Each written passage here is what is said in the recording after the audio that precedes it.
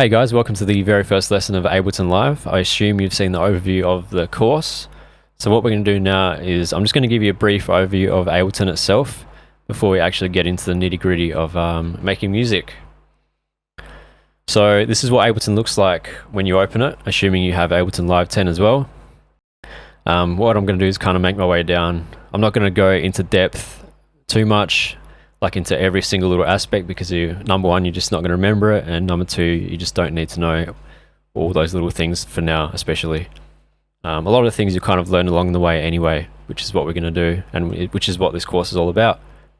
So number one thing up here, we have File. This is where you're going to open your projects, you're going to start new projects, where you're going to save projects. So one little tip as well, when you're setting up your projects, I've just brought up a new Finder here. If you're on Windows, you'll just bring up a folder. Essentially, you want to have a main folder, which is usually in your documents, or it can be wherever you want. It can be on an external hard drive, which you can call Ableton. And then what you can do is you don't have to create a new folder for every single project. So what you can do is go File, Save Live Set As, go to that Ableton folder that you made, and let's say you want to call this Song 1. I'm just going to save that.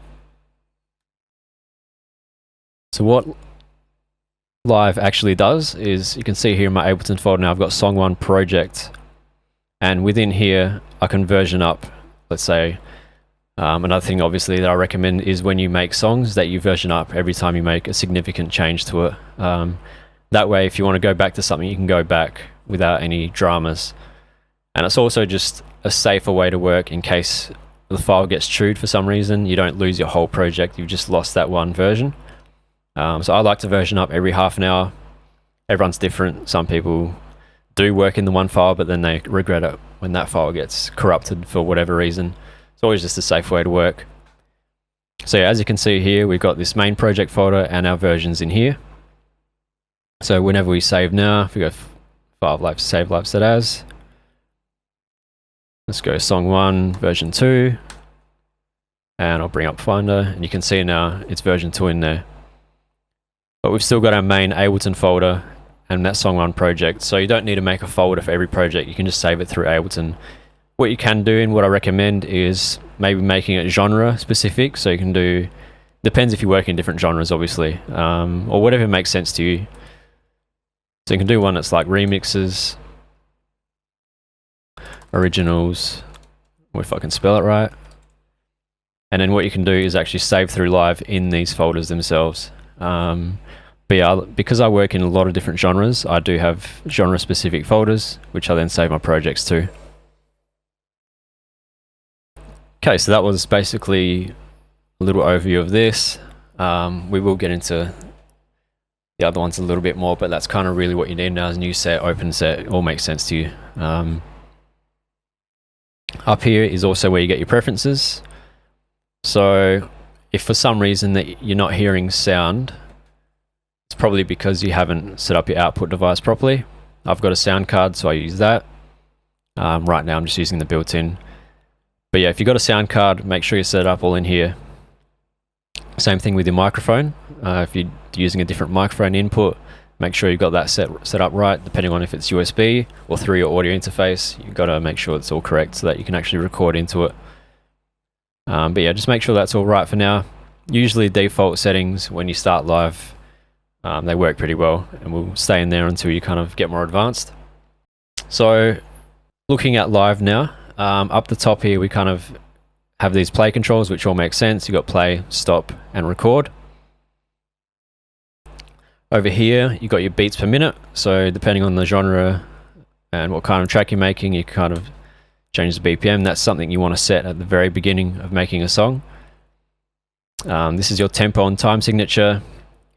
So typically songs are 4/4. I can't imagine you'd be working outside of that unless you're making experimental stuff or different genres, where you can have different beats in a bar and so forth. Now this little button here, that turns on your metronome. So if I hit play, that's recording, that's playing the metronome sound to the beat that I have set up here. So if I make this 150 BPM, you're obviously going to hear that it's playing the tempo at 150. This metronome is quite handy for when you're recording. So if you're recording drums or whatever it may be, guitars, vocals, if you have the metronome set, you can keep yourself in time when you're recording. That way you don't have to go in and fix it up afterwards. Moving down to here, so you can see you've got all these categories. So this kind of just has all your sounds. These are the ones that come with Ableton. You got your drums here. Basically, these are all the drum kits as well that come with Ableton. Kind of just an easy way to get to them. You got your instruments. So these are things that are going to make sound. So basically every instrument. This includes drums, guitars, strings, pads, whatever, synths. It's all in there. Again, these are all obviously Ableton related. Stock plugins, I mean. Audio effects, all these things are going to affect the sound. So just so it makes sense, instruments make sound, audio effects will affect the sound. Everything from filters to EQ, reverb, all that kind of stuff. If you don't know what those are, that's fine, we're going to get into that as well. MIDI effects, these things here are going to affect your actual MIDI pattern. Once we get into writing these in, you'll see what they do. So you can kind of affect everything when it comes to Ableton. Max for Live, don't worry about that for now. That's kind of a place where people can make third-party audio effects and plugins and stuff. It's quite customizable, so people can write code for different effects, and it's an easy way to plug it in through Max for Live. Next one down the list, we got plugins. So any third-party plugins that you get, they're going to live in here if you install them properly. On Mac, it's quite easy. It's pretty much all automatic. On Windows, you kind of have to set up the right folders for 32-bit and 64-bit plugins. Also for different versions. So VST3 are the latest versions of plugins. So you'll see here, I've got all my plugins that I use. I've got more on my other computer, but I'm on my MacBook right now, so these are the ones I have on here. And honestly, these are all the ones that I really need. I'm not going to get into which ones you need and which ones you don't, because it's all going to depend on what kind of music you make. But there are a lot of handy third-party plugins out there, so if at a later date you do want to invest more money into different sounds and ways to do things, yeah, definitely look at some plugins. And I will recommend some as we go, but for now, that's kind of where they live. So next we have clips. These are pre-built MIDI clips that come with Ableton.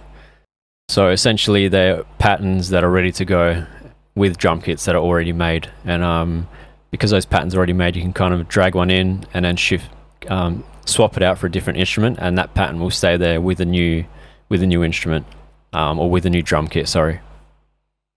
I never really use these. If you find them useful, I mean, go for it. But yeah, that's pretty much what those are. Next one down here, we got samples. So every single sound that comes with Ableton is going to live in here. So you can see you got all your hats, kicks, crashes. There's going to be absolutely everything, vocals, whatever it is. It's going to live in here. So obviously searching through these would be hell to try and get the sounds you wanted. So an easy way to do it is to use this search bar that's up here. So you can kind of type in what you want. So let's say you want a kick, you would type in kick, and now it only shows kick samples, or the ones that have kick in the name. You can see the sample selected. If I go all results now, it's going to search through all of Ableton's samples and my own folders that I've got set up here. So once you have your own custom samples, when you do set that up, when you type in a sound up here and you go into all results, it's going to show your samples along with Ableton samples all combined. So that can be a handy way to kind of get everything, so you're not just searching in one folder or the other. So now that I've got kick, it's going to look through absolutely everything. This is why it's really important to have your samples organized name-wise properly. But I mean, when you do get samples, whether it be off a splice or sample packs, they're all going to be named usually. So next we've got packs. Now we're getting into places. You can see before we're in categories, now we're looking places. So this is actual locations on your computer, or shortcuts to locations on your computer. As for the first one, this packs folder, it shows all the packs that you have from Ableton themselves. So you can't put your own in here. These are all ones that come from Ableton. So you can see, because I've got 0 available, that means I've downloaded all of them. If you bought Ableton, I suggest you get all the packs. I mean, they're all free anyway. I think, most of them are free. And you can just hit download here and it'll add them to your library. That way, if you have all these packs, which come with all different sounds, racks, drum kits, you can actually go into samples here, and when you do search through here, it's going to include the ones that are in the packs as well. So yeah, I do suggest you get all those downloaded. That way you're going to have the maximum amount of sounds for free. Next up is your Lusive library. So basically anything you create, you can kind of save it in here, whether it be like MIDI clips or grooves or presets for synths and stuff, or your own samples. If you recorded something and you really like it, or you've twisted another sample, you can just save it in here, and that way you can get to it really quickly. Current project, I won't worry about too much, kind of just have the files that whatever project you're working at the time, that will have the files located in there. Now these are all custom folders, so you can see them. I got my samples here. Every sample pack that I've had, these go over years back. I don't use these much anymore because they're quite old. I have been in Ableton since 2012, and it includes all those samples, and some are quite dated, which might have a cool sound actually now that a lot of old things are coming back. But yeah, I tend to use Splice more often than not these days, so I don't really use this as much. You can set up your little Splice thing in here as well, so you can have a shortcut. And to set up your custom folder, you just go add folder, and then you set up a little samples folder wherever it may be, and you just direct it to there. And then once you have those samples in that folder, it's going to show them all like this. Another little handy thing in Ableton is you can set up these little collections here. You can set up different colors as well. If I turn on the drop down, basically you can add anything into these colors. You can rename them whatever you want. So let's say favorite sounds. Spelled favorite wrong, but you get what I mean. And let's say you find some stuff that you really like. Let's say I like that. I'm just going to throw it in there. I really like that, throw it in there. So that way, if you find sounds that you really like in Ableton and you don't want to just sift through all these to get them again, I'd suggest setting up some collections. That way you can just come back to them really quickly. You don't have to look through all those sounds to get what you want. So it's not just samples as well that you can throw in here. You can put in MIDI patterns, audio effects. So if you find something that you really like an echo, you can just throw it in there and it will assign it that color, so you can get to it really quickly. So you might want to set them up as samples, effects that you like, and then maybe MIDI patterns that you like. Anything you want, basically, you can set up through there. So coming across to here now, the main menu. Again, I'm going to focus on the ones that you really need at the start. So as I said before, you got your play, stop, record. Those are the main three you're going to be using, and you got your looper over here, so you can continuously loop a section of your track. We come over to the right here, that's your draw mode. We'll get into that as well. And this is your keyboard, whether it's on or off. So if you're trying to play something on your keyboard and it's not making sound, you're trying to play an instrument, because you can play instruments on your actual computer keyboard if you don't have a MIDI keyboard. You've got to make sure that's turned on, otherwise it won't play the instrument. Now coming into the main meat of your screen in Ableton, you can see here when you open up Ableton, it'll give you 2 MIDI tracks and 2 audio tracks. Just to go over those really quickly, MIDI tracks are tracks that you can play and that you can actually put a MIDI pattern into on a keyboard. So that's more of an instrument or like a drum rack type thing. And then you got your audio tracks. So these you can't play on a keyboard, and it's kind of just how the sound is. So you hit play, you can see I've got a waveform down there. I'll just stop that because that's annoying. So you can see I've got a waveform instead of an actual MIDI keyboard. I'll just grab a sound here to show you really quickly. I'm just going to grab a piano. So you can see here, if I've got a MIDI instrument, I can actually play it on a MIDI keyboard. Whereas audio, you can't play it. It's kind of, that's the audio file and you get the waveform for it. So that's kind of a quick explanation into the difference between MIDI and audio. Over here you've got your returns, we'll get into that later, and here you've got your master channel. So everything goes into your master channel as long as you've got it routed properly, which it automatically does. Down here, this will kind of be your working area. So if I have an instrument, it'll show me what the instrument is. I can change aspects of it. If I use a MIDI clip, it's showing me the keyboard now. So it kind of changes depending on what you have selected. And yeah, as you can see, we're in this view at the moment. Ableton has two different views. So this is a session view. If I hit tab, this is the same for PC and Mac. You can see you now get a sideways timeline with a time code down the bottom. Now we're in arrangement view. For the first, at least the first 2 or 3 weeks, I want you guys to try and stay in the session view. We're going to stay in here just to make it less confusing, and I find you can kind of put tracks together quickly in here and get ideas down really fast, as opposed to coming into your arrangement view. That's another way to get to it, by the way. You got the two lines going different ways. Yeah, as opposed to coming straight into the arrangement view and trying to write a track from 0 to, you know, whatever, 3 minutes, you're going to overwhelm yourself, especially in the early stages. It's much easier to stick in this view for now, which is what we'll be doing.